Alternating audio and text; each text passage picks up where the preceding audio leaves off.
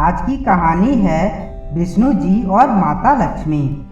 एक बार भगवान विष्णु जी शेष नाग पर बैठे बैठे बोर हो गए और उन्होंने धरती पर घूमने का विचार मन में किया।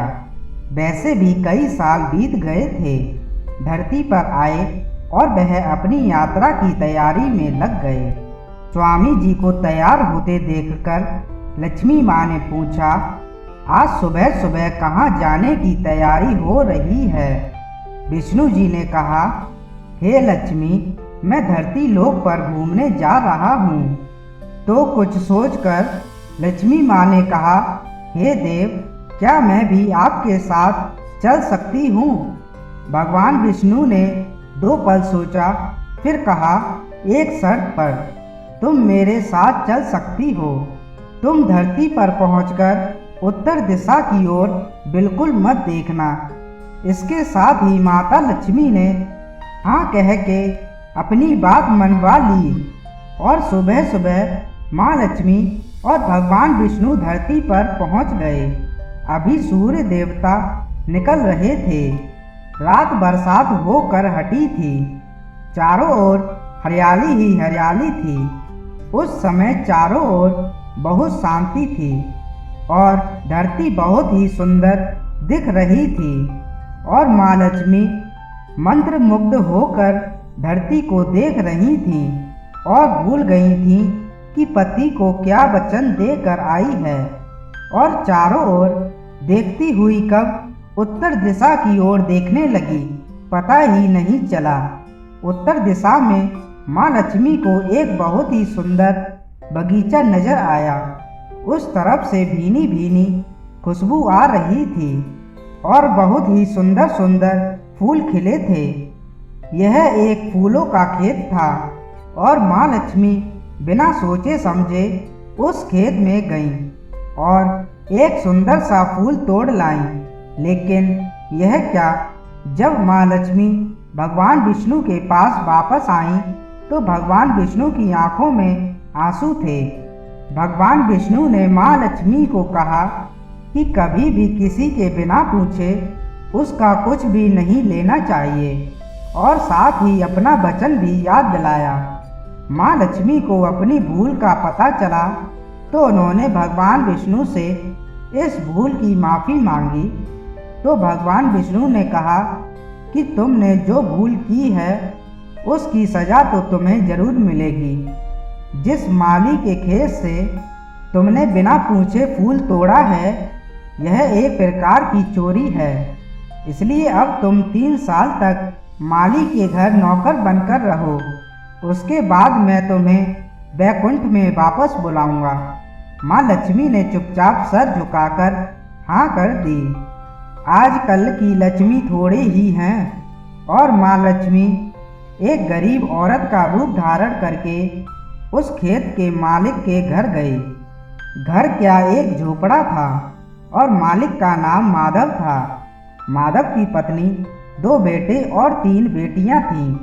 सभी उस छोटे से खेत में काम करके किसी तरह गुजारा करते थे। माँ लक्ष्मी जब एक साधारण और गरीब औरत बनकर जब माधव के झोपड़े पर गईं तो माधव ने पूछा कि बहन, तुम कौन हो और इस समय तुम्हें क्या चाहिए? तब माँ लक्ष्मी ने कहा कि मैं एक गरीब औरत हूँ, मेरी देखभाल करने वाला कोई नहीं। मैंने कई दिनों से खाना भी नहीं खाया।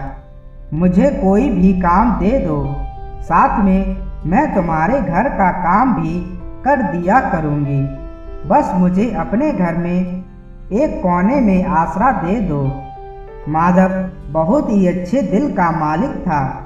उसे दया आ गई, लेकिन उसने कहा, बहन, मैं तो बहुत ही गरीब हूँ। मेरी कमाई से मेरे घर का खर्च मुश्किल से चलता है। लेकिन अगर मेरी 3 की जगह 4 बेटियाँ होती तो भी मुझे गुजारा करना था। अगर तुम मेरी बेटी बनकर जैसा रूखा सूखा हम खाते हैं उसमें खुश रह सकती हो तो बेटी अंदर आ जाओ।